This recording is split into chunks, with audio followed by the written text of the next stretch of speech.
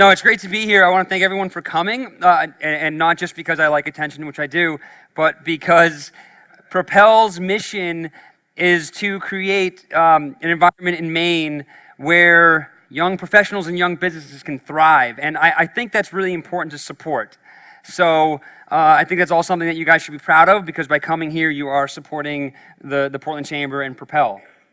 As far as me being here, I still have to question Dan and Ben a little bit as to why they invited us and Flowfold and myself to speak. You can look up here, that's Ben Shaw. Ben Shaw was the last speaker, and he was up here talking about like a $2.2 billion merger with Henry Schein and how he was going to create the biggest publicly traded company in Maine. And just so there's no delusions of grandeur, I'm not going to create the biggest publicly traded company in Maine. And I remember the call with Dan. I was like, hey, guys, like are you sure you want me for Kegs and Issues and not like a junior version, like a Capri Sun and Issues or something like that? And of course, they said all the right things, and they said no, we're about all types of businesses, young and old and exciting, and Flowfold is an exciting business. But there's truth behind the joke, in the sense that I'm certainly not Ben Shaw, and Flowfold is certainly not Vet's first choice. And we have different definitions of success, and we have different definitions of what our truth is.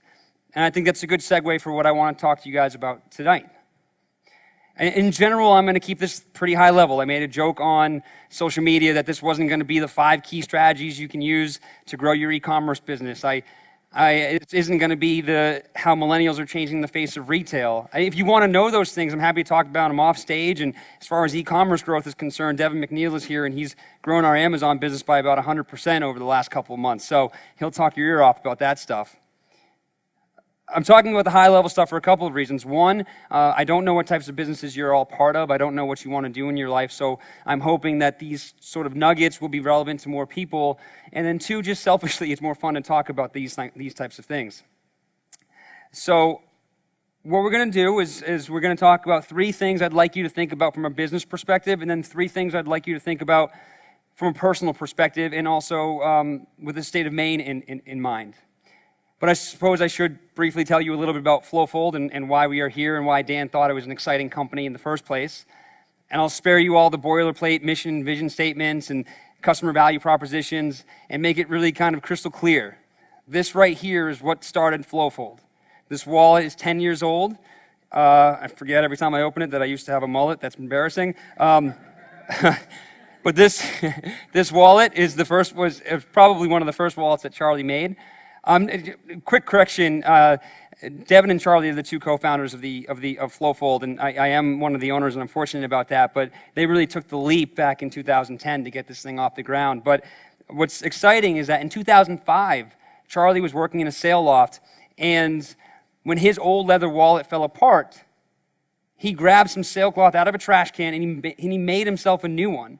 And what's beautiful about that to me, even today, is that although we have changed so much, now we're in 8 countries, and Tokyo is probably going to be our fastest growing market outside of the US, and we have 120 stores across the US now, and relationships with some of the bigger retailers and more respected retailers in the country, like L.L.Bean and Urban Outfitters. But at its core, at our essence, we haven't strayed too far away from that single wallet made out of scrap material. This idea of wanting to make products that were more durable and more functional is still at the very foundation of our company today. And we're no longer a wallet company. We want to be a company that makes the most durable, the most sustainable, and the most functional products on the planet. And yes, we are that serious. But what happened from 2005 and today is your quintessential broken, stoked entrepreneurial story. We sold wallets out of the trunks of our car. We sold wallets for beer money. It was a hobby for a really long time. We raised a little bit of money. We got our first big break with L.L.Bean. Hat tip to those guys. We slowly scaled, and here we are today. We're no longer making wallets in Charlie's mom's basement. In fact, I've been hinting at this for a couple weeks, but I'm really excited. The people in this room are the first to hear this. Flowfold, as of 10/1, as of Monday at 9 a.m., we're officially closing on our new headquarters. We have purchased a 7,500 square foot building in Gorham Industrial Park, and we'll be moving there as soon as we possibly can. So, thank you. The future of Flowfold starts now. I've never been more excited about our organization. We already have jobs posted. If you saw our office in Scarborough, it was perfectly Flowfold. 3 office dogs. We were doubled up in rooms. There was 90 degrees one moment, 30 degrees the next. But that's how we started. And but I am excited to grow. I am excited to grow in Gorham. But it's important to talk about like how we got there. And these aren't things that I would necessarily think that we excel in, but they are certainly things that we have embraced. They're things that we know are going to be important to our growth moving forward. And the first is around authenticity. The truth is undefeated, okay? And when it comes to authenticity, I actually can't sit up here, I'm sorry, Dan, I can't sit up here and preach about authenticity in this monkey suit, because anyone that knows anything about me knows that this is not my true self. I am much more in the fan of the Tahiti blue Flowfold t-shirt, which I have become known for. So we're going to become authentic here. This is my true authentic self, and I can't go on without getting to this point. So there we go. Now I feel significantly better. I'm sorry, I broke the rules. Okay, now we're good.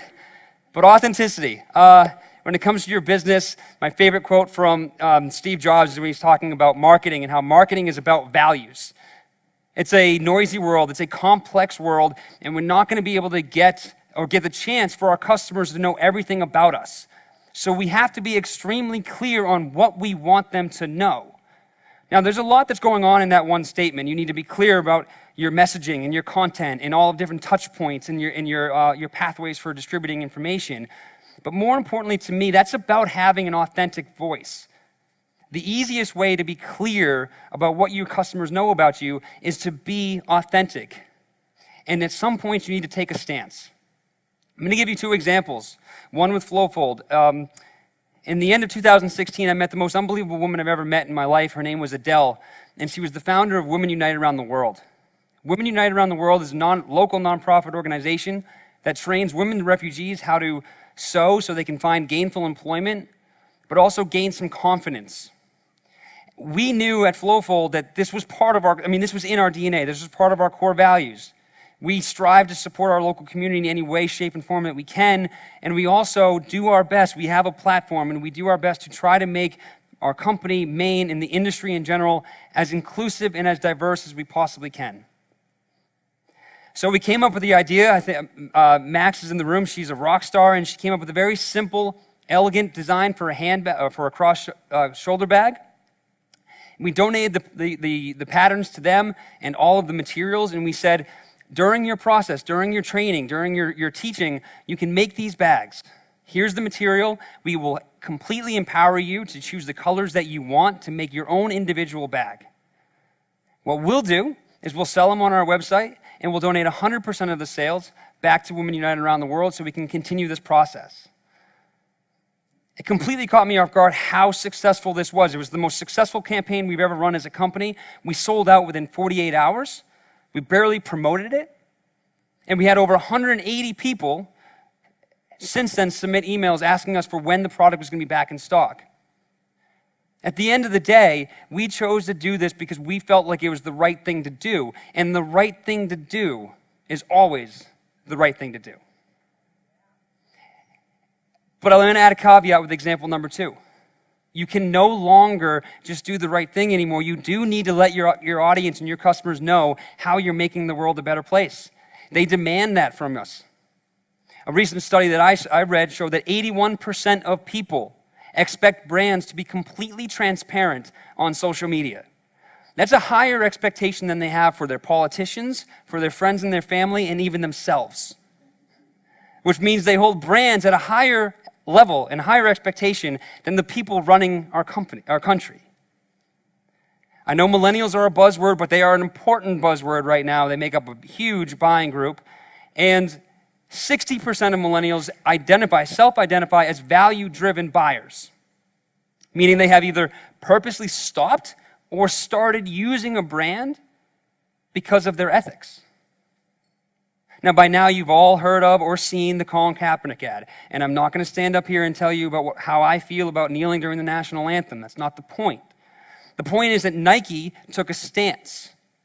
Nike looked at their customer base. Nike looked at their audience. Nike looked within and figured out what is our DNA, what is our authentic voice. And they decided what most people don't understand is that, in my opinion, Nike isn't a shoe and t-shirt business. Nike is in the hero business. And they chose a hero. And we can debate the merits of that choice all day long, but at the end of the day, Colin Kaepernick was the hero, the face of the ad, and it worked.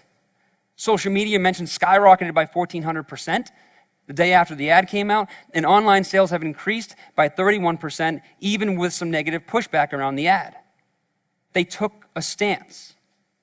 It doesn't matter how small or how big you are. If you take a stance, if you have authenticity in your voice and in your messaging, you will succeed and you will win. When you talk about growth, the other thing I want you to think about when it comes to your business is how can you growth hack your business, growth hack your industry. Growth hacking, in technical term, is rapid experimentation, whether it's in sales funnels or marketing development plans or business development, to quickly analyze and evaluate the most fast and efficient way to grow your business. Blah, blah, blah. Growth hacking to me is thinking differently. Growth hacking to me is taking initiative. Growth hacking to me is being a counterpuncher. There's not a better example for Flowfold than our new collab collection with LL Bean. Kurt couldn't make it because he had a late meeting at LL Bean, but we walked into Kurt's office and we basically had the gumption, the gall to say, we want to put our brand on your products. We want to make a collection and we want our brand to be with your brand on these products. And that wasn't necessarily an easy thing to do, but we didn't just ask for a handout, we told them why. We drew inspiration from the fashion industry, whether you're looking at Supreme or the skate industry or shoes with Adidas and Yeezy. We knew that collabs were working. The cost of customer acquisition is so high, the world is so noisy, as Steve Jobs had so astutely put, that we need to figure out a way to separate ourselves. And the fact of the matter is, when you look at our collab with LL Bean, it's a beautiful pairing because it takes things that are completely different. You have LL Bean, which is familiar, respected, over 100 years in the industry. It's got the distribution. And then you have Flowfold, which is novel. And it has the content and the story, and all of our romantic stories are happening right now. And when you combine those two things, that's when you can create something that's really special. And I think when it comes to growth hacking and being a counterpuncher, I'll give you another very good example.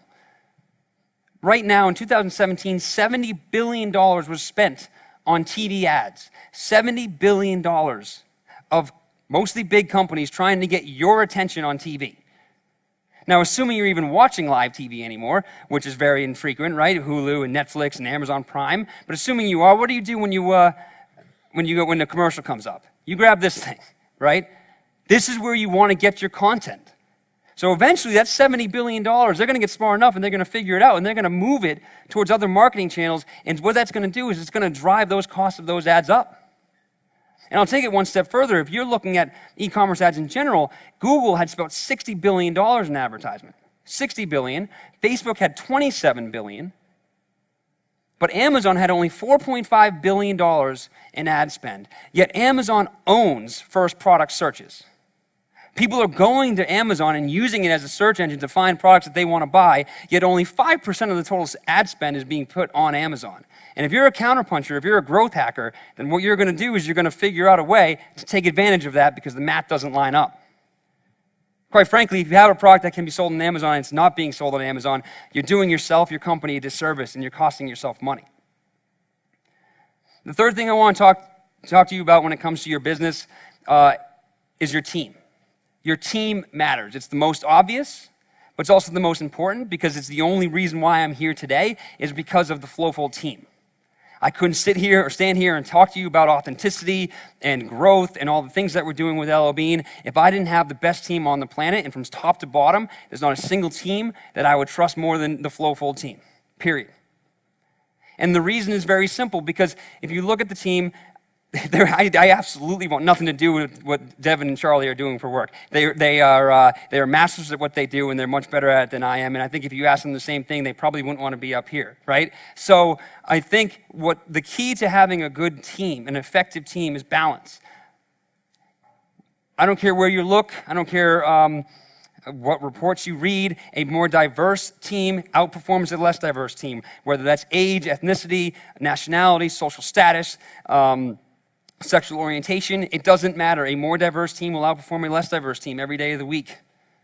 So even if you don't have a team, even if you don't have a leadership team, even if you want to start your own business and you want to go out on your own and you're by yourself, then my recommendation to you is to go get a board of advisors, get mentors, get champions. But whoever you get, surround yourself with people who think differently than you, have a different skill set than you. Because that's going to be the key to growing your business. So the next part I want to talk, that's the business stuff. The next stuff I want to talk to you about is slightly more on the main and personal side. And as a result, it's really not coming so much from Flowfold as it's coming from me personally. So I'm going to have to do quickly another wardrobe change, if you will. Just one moment. Maybe a mic problem. How's the hair? The hair good? The hair okay? All right. So I will explain this t-shirt, but in my opinion, the future is female. But before I get into that, and this is a schmedium, it's very tight, and I'm sorry about that. Before I get into exactly what I mean by this and why I'm wearing it, I do want to say one thing very crystal clear. I'm turning 31 in 4 days. More than welcome to wish me happy birthday. That's totally fine after the fact. But no, I don't have it all figured out, guys. I really obviously don't. And I certainly don't mean to patronize you.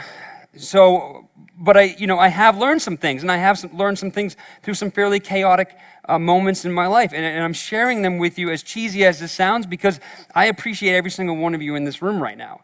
And for those of you who have come directly to support me, thank you very much, or support Flowfold, that's fantastic. There's some of you who have probably just come to support PROPEL or the Chamber, and quite frankly, maybe some of you just came for the free drinks, which that jives with me too.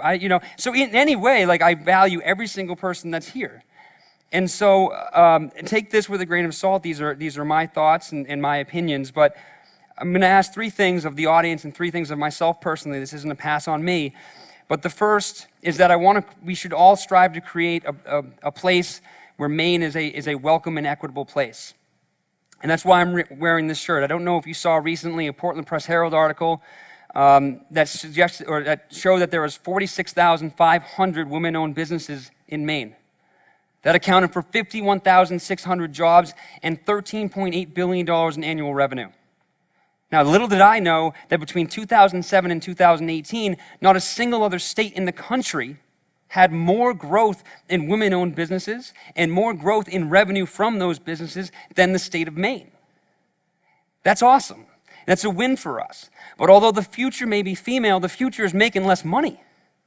According to stats that were recently published by Maine Biz, the average woman in Maine is making 84 cents for every dollar paid to a man. If you add that up over the course of a year, that's $8,000. That's food, that's groceries, that's rent, that's mortgage payments, that's down payments on a car, that's childcare, that's tuition payments.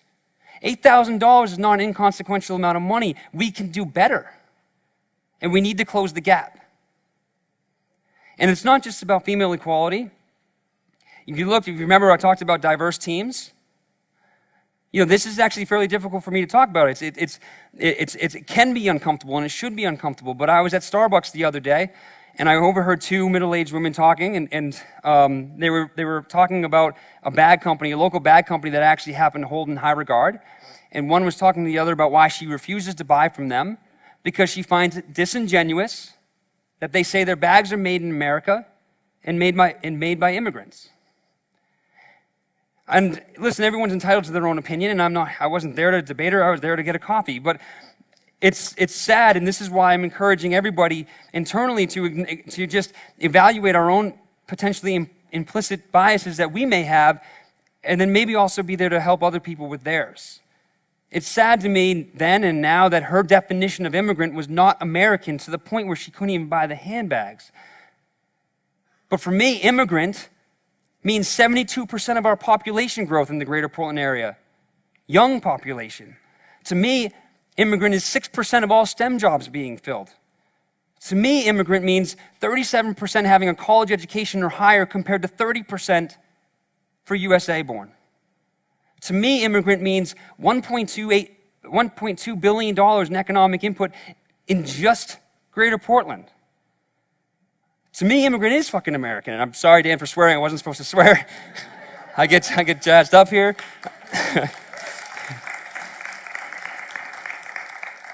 I've said it before and I'll say it again. You can't be pro-Maine and be against gender equality and immigration, period. And I think that we can all do better on that. And speaking of pro-Maine, I think that the next thing is, Maine, one of the greatest things about Maine, and in my opinion, is how humble and hardworking we are. It's part of our heritage.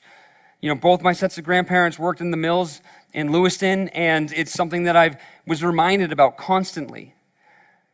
But like anything else, humble is best in moderation. So what I'm going to ask all of us is to be humble, but don't guilt yourself or others into moderation. And I say that because there's plenty of people, when I cashed out of Putney and left Putney and decided to jump on board as co-owner of Flowfold, that really disapproved of the idea. Said things like there's no need for another wallet company, right? The world doesn't need another wallet company. Maybe not. But the world needs more people doing things that they're passionate about. And it's not just me. My good friend Owen McCarthy, who I'm not sure if he was able to make it today because he was down in Boston, he's co-founder of MedRhythms, and they just oversubscribed on their A round and raised $5 million. If you are here, Owen, congratulations. I love you, buddy. But he had to last summer, he had to have a bridge round. He had to raise about $500,000 to get him to the point where he could raise his A. And when he went and talked to people in Maine, he had about 4 months, and they all said the same exact thing. They said, why $500,000? Can you get away with $250,000? Can you get a developmental loan from MTI? Can you just raise $200,000? We just don't think you have the time to raise the $500,000. Set realistic expectations. But then when Owen went to his network and his colleagues in Philadelphia or Boston or New York or West Coast, they asked him the same question. They asked, why 500,000? But then they asked him, why not $1 million? Why not just jump to your A round? Do you believe in what you're doing? Are you passionate in what you're doing? And I'm not encouraging people to make poor business investments or risky behaviors necessarily, but I am encouraging all of us to support each other, to push each other. And at times, that means we have to collectively embrace failure a little bit, because there are worse things in this world than going through chapter 11, which is a good segue to the third thing that I was hoping to talk to you guys about today, which is probably the most personal for me. I'd like us to all reassess risk, reassess success, and reassess happiness. And I'm going to give you 2 dates. They're the 2 worst days of my life in order to make these points. The first is August 23rd, 2015. And it was single-handedly the worst day of my personal life for reasons that are very much my own and between my family. Everything that I knew completely changed on that day. But since then I've said that was the chaos that was necessary to create change in my life. That was the catalyst for me to reevaluate what risk was. Because what is risk? When you're thinking about risk, whether you want to go start something or whether you want to leave your company, is risk leaving a corporate job for a startup? Is risk taking a pay cut at the age of 45? Is risk losing your 401k? Is risk being feared of failure by your colleagues, your significant other, or your parents? It certainly was risk for me before August 23rd, 2015. But then when my life fell apart as I knew it, I realized something, that you take risk. You take personal risk every single day of your life. We've all experienced hardships. I'm sure we have, and if we haven't, then the odds are you're going to. Risk is heartbreak. Risk is you or your family members or your loved ones getting sick, getting injured, getting cancer, dying. That's risk. And I don't mistake this for negativity. I'm not trying to bring everybody down here. I want to have fun, but you have to understand how liberating it is for me now after going through that. There's absolutely nothing that can happen at Flowfold that will ever be as bad as what happened on August 23rd, 2015. So for the first time ever, now I have freedom. And when you can sort of accept, and I mean really genuinely accept the frailty of life, well, now all of a sudden risk has a different definition. And your barriers to go over those risky things have just been significantly lowered.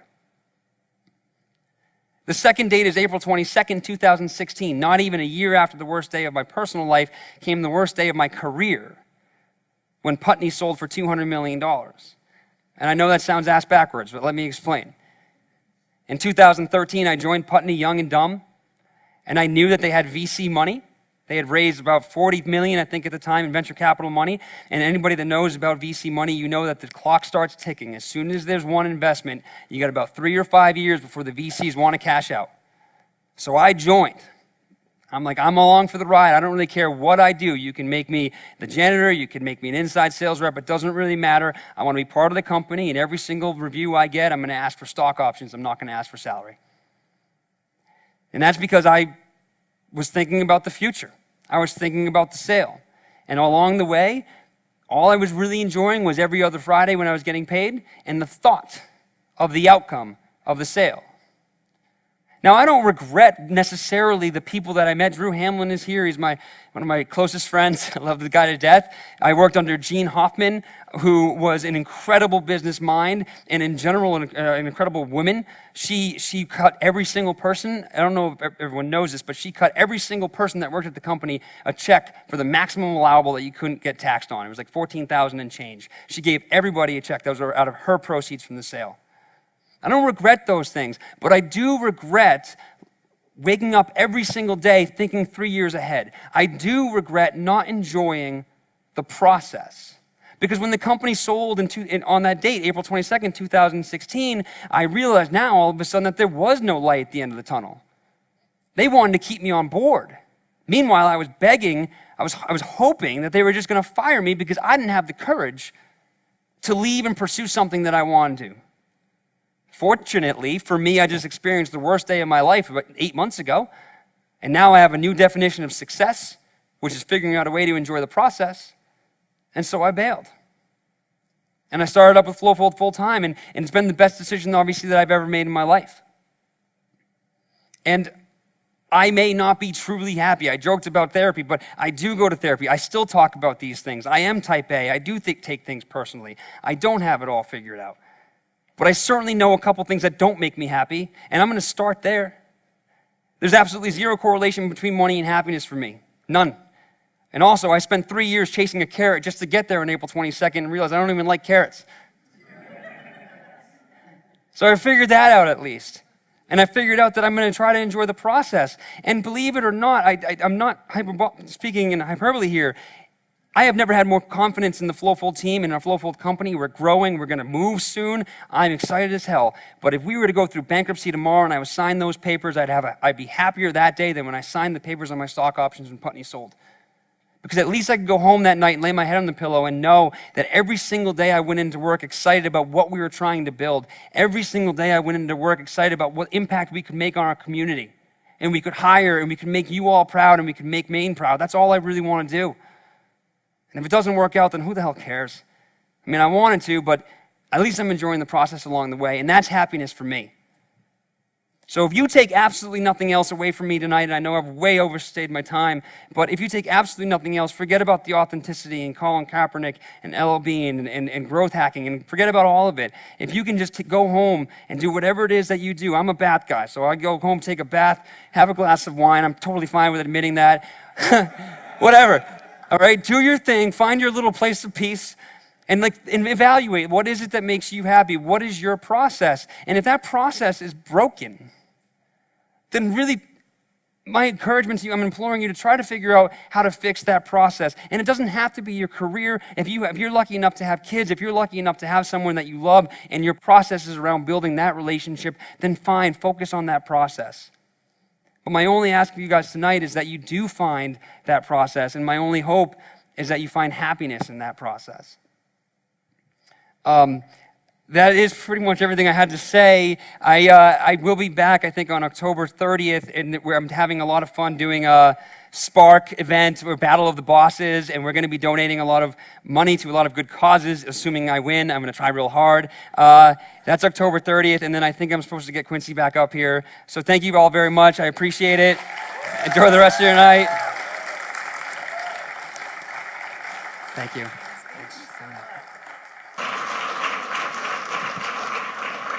James, that was great. It was such fun to have your energy on the stage and clearly your passion for what you do and for the people you do it with shows. So thank you. Another round of applause, please, for James.